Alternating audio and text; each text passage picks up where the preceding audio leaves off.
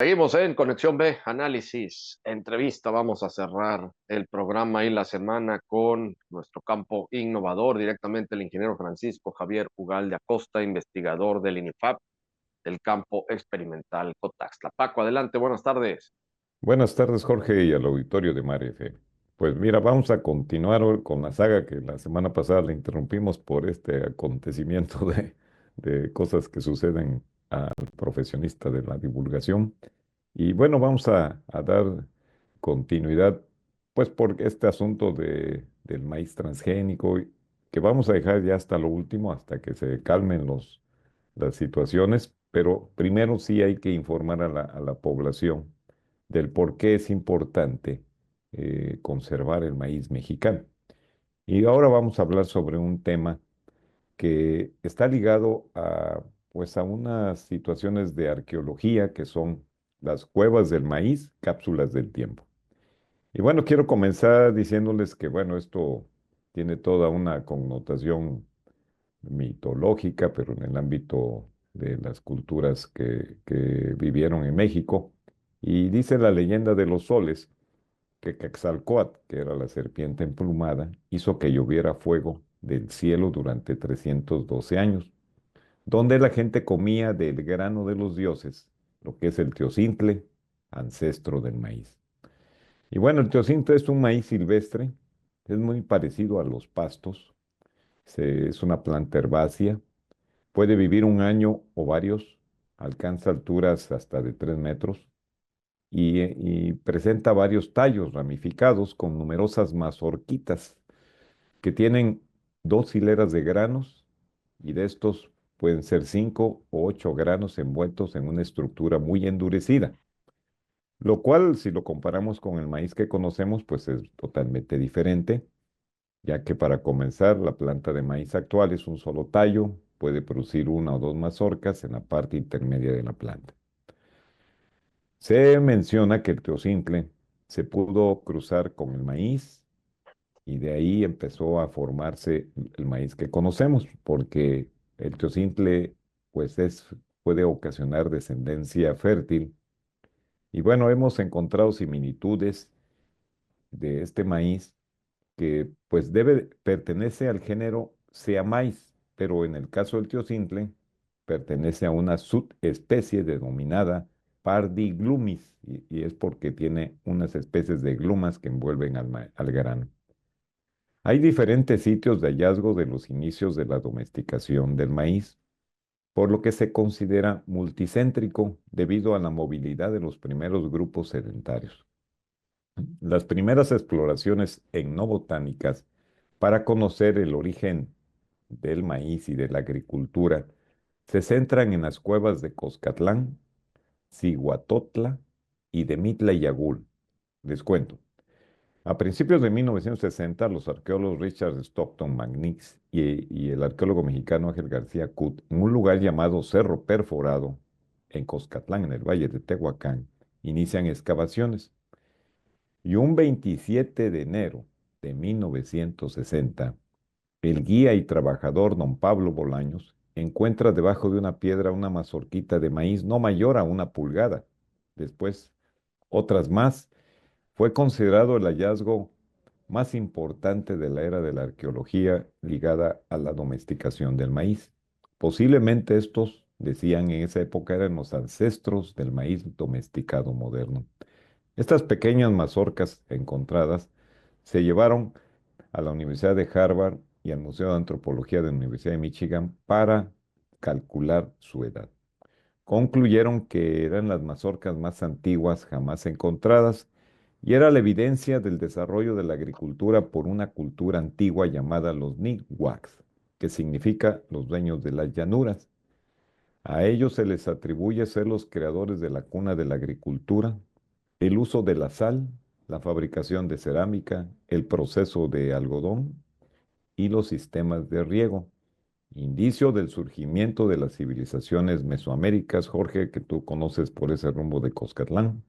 Sí, Paco, muy interesante. Sí, fíjate que estuvimos por allá, hemos estado allá en todo lo que es esta reserva, que es una reserva muy bonita y de hecho es una es ya un patrimonio cultural y sobre todo ecológico de la humanidad, hasta donde tengo entendido, toda esta región donde aparte existe un sinnúmero de cactáceas y es una reserva de la biosfera impresionante. Y sí, efectivamente allá en Tehuacán, pues como ya nos has también comentado, pues se dice que es la cuna del maíz, Paco. Sí, bueno, ya después con los años empezaron a encontrar muchos otros sitios, pero precisamente ese lugar o esa región es donde se centra muchos de los trabajos de investigación arqueológica o etnobotánica para poder dar en dónde empezó la agricultura y pues prácticamente está ligado a los grupos sedentarios, ¿no? Otra cueva que es una cápsula del tiempo del maíz es la ubicada en Iguala, en la región del río Balsas, está en Guerrero. Su nombre es la cueva de Cihuatoxtla.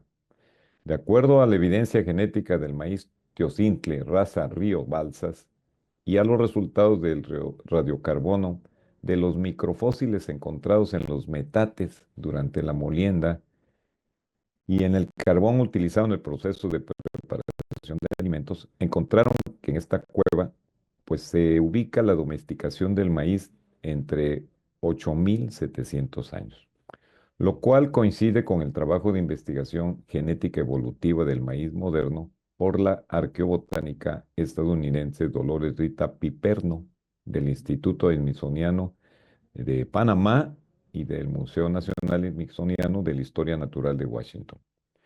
Y otra de las cuevas prehistóricas que dieron, pues el fortalecimiento a la domesticación del maíz y al mismo origen de la agricultura, se encuentran en Mitla y Yagul, en el valle de Tlacolula, en el estado de Oaxaca. En la cueva de Guilanaquix, que significa en zapoteco piedra blanca, muy cerca de Mitla, Oaxaca, se hallaron 1970 semillas de pequeñas mazorcas de teocintles y también de otros maíces parecidos a los teocintles, pero ya más evolucionados, que datan de los 700 a 500 años antes de Cristo. Esto constituye los restos más tempranos de plantas domesticadas descubiertos hasta la fecha en el continente americano y que son uno de los más antiguos testimonios de la domesticación del maíz. Este sitio fue excavado por el arqueólogo norteamericano Ben Flannery, utilizando tecnología de datación más avanzada dentro de un proyecto que se llamó Prehistoria y Ecología Humana del Valle de Oaxaca, México. En el 2001 y 2002, Yoshiro Matsuoka, de la Universidad de Kobe, Japón, analizaron 193 variedades nativas de maíz cultivadas por pueblos indígenas desde el sureste de Canadá hasta el norte de Chile y Argentina. También examinaron 67 teocintles. Al comparar el ADN de todo el genoma, mostraron que el maíz mexicano es donde está el origen y es resultado de un evento único de domesticación que ocurrió en estas cuevas del sur de México, que son las cápsulas del tiempo. Desde el punto de vista científico, los teocintles son una fuente de genes para mejoramiento en el maíz moderno. ¿Por qué? Por el tema de la resistencia a enfermedades y tolerancia a la sequía. Los principales investigadores agrícolas del mundo concluyen que los teocintles y las razas nativas en México son parte vital de la genética del cultivo del maíz en el mundo. Hoy el INIFAP resguarda en el Centro Nacional de Recursos Genéticos, la llamada Arca de Alimentos, todas las razas de maíz mexicano y 84 muestras de teocintle. Aunque México es el punto central de los orígenes agrícolas del Nuevo Mundo, es necesario continuar con las investigaciones etnobotánicas para comprender la ocupación humana temprana y la evolución agrícola, Jorge.